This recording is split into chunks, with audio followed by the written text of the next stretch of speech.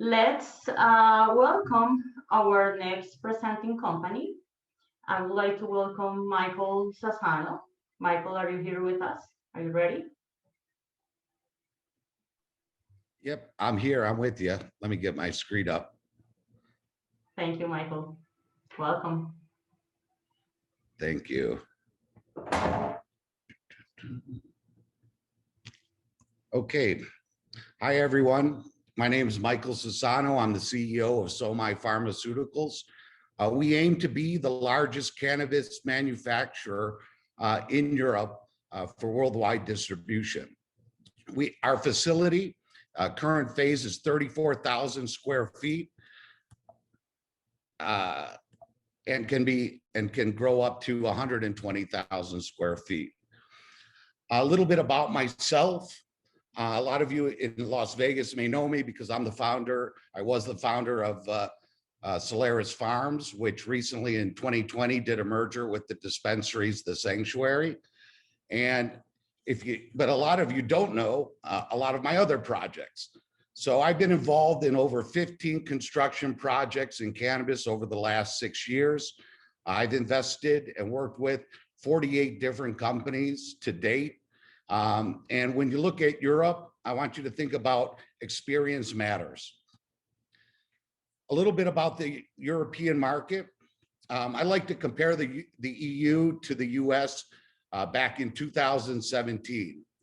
However, in the EU, there's 26 of the 27 member states are already approved to medical. And there's 50 total countries in the entire European continent. The EU is a global market. And as Boris Johnson recently said, the EU will be the largest cannabis market in the world. And we're going there because it has worldwide distribution capabilities, unlike the US. And that's not really surprising. There's 760 million people on the European continent. And Europe's already going into standardized production with EU GMP, something that the US hasn't done. And you're looking at distribution through pharmacy networks. And they have over 100,000 pharmacies just in the EU alone, 200,000 on the continent. That's 1/4 the amount that are in the United States alone.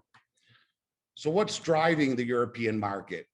In December of 2020, the UN rescheduled cannabis to be a medicine, something the US has yet to do.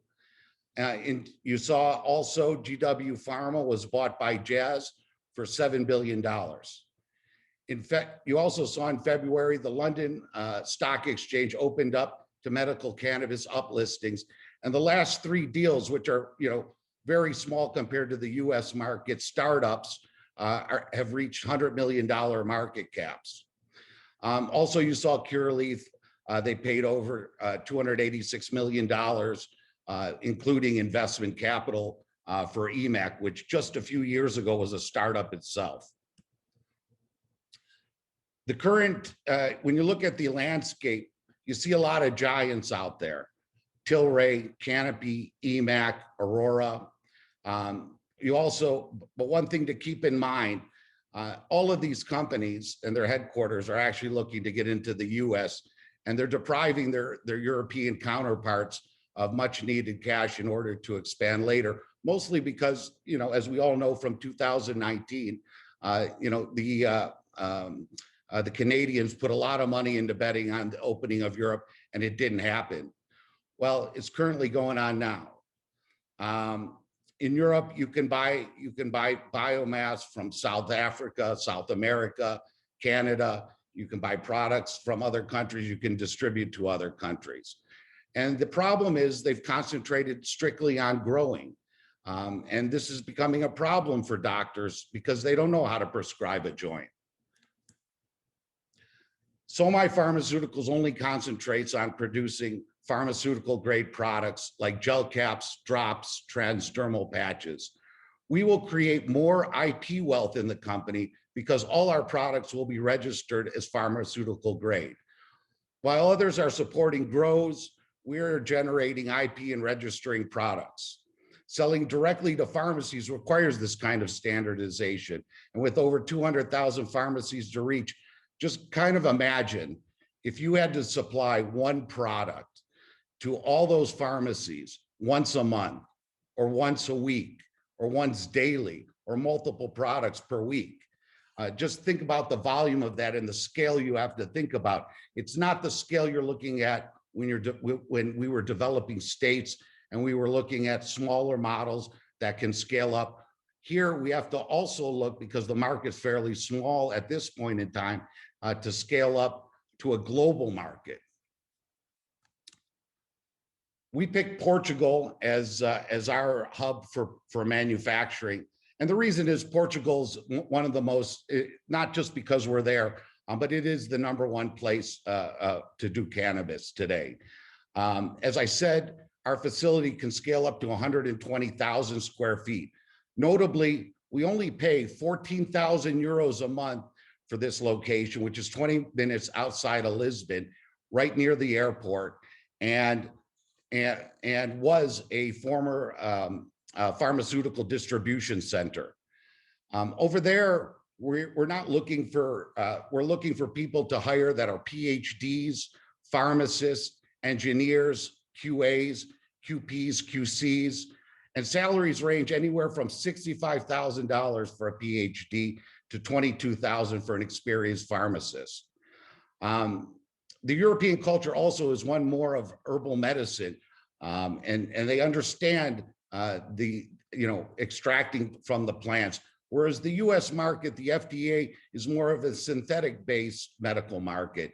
Obviously in the recreational market, that doesn't exist at all. And we don't need dispensary networks, and we don't have to wait for dispensaries or put capital into dispensaries in order to dispense. We're looking already at well-known the networks of pharmacies that you get anything from your antibiotics to your aspirins from.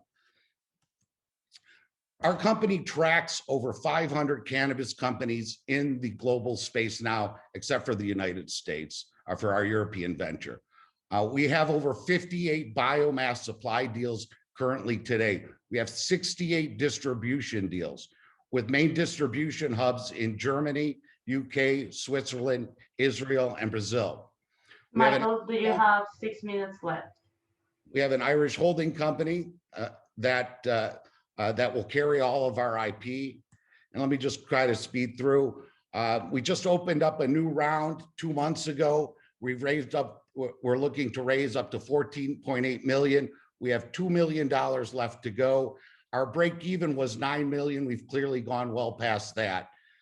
We expect a London uplisting in Q1 2022, and we expect to break the ceiling on the 100 million valuations of the current listings that are existed right there. We're also a prime target for any US MSO when they pick up their head and take a look at Europe.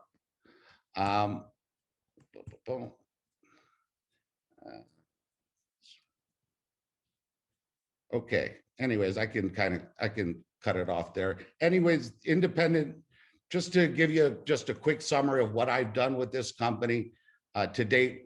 We turned this company upside down, the model upside down, what current people are doing, or the current, every single company in the EU started by first hiring lots of employees for credibility, buying expensive ground up builds while they were wasting money and capital on their employees, waiting.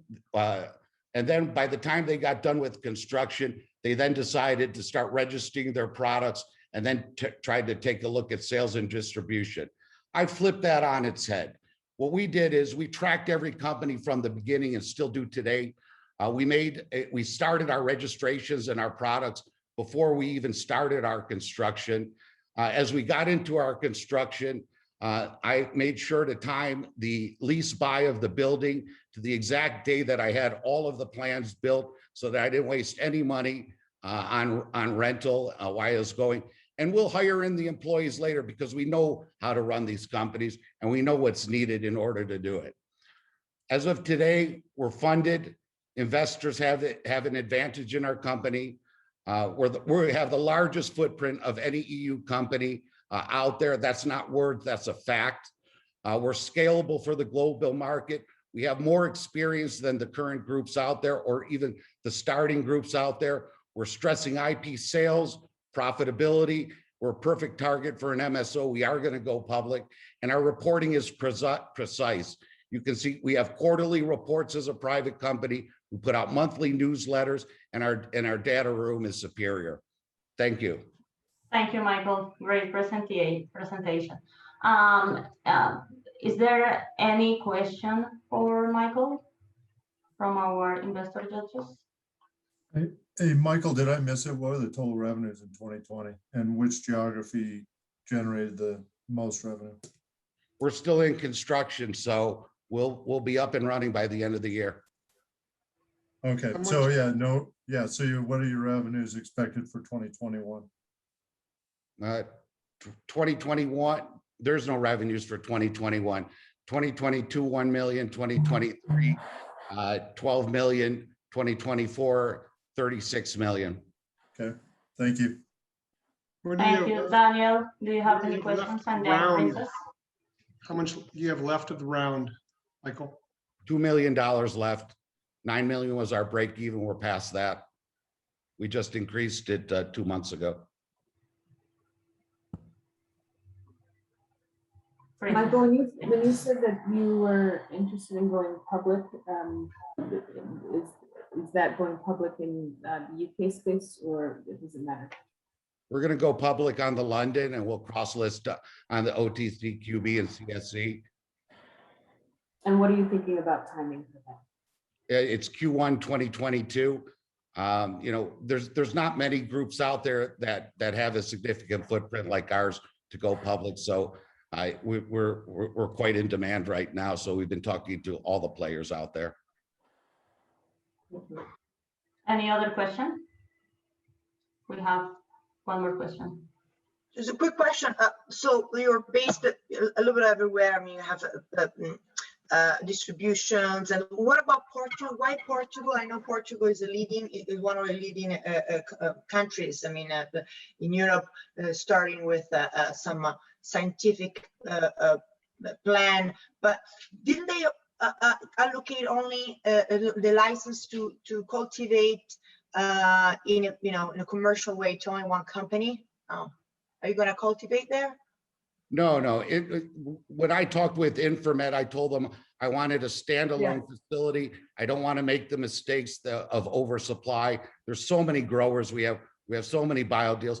And the number one reason for Portugal is speed to market.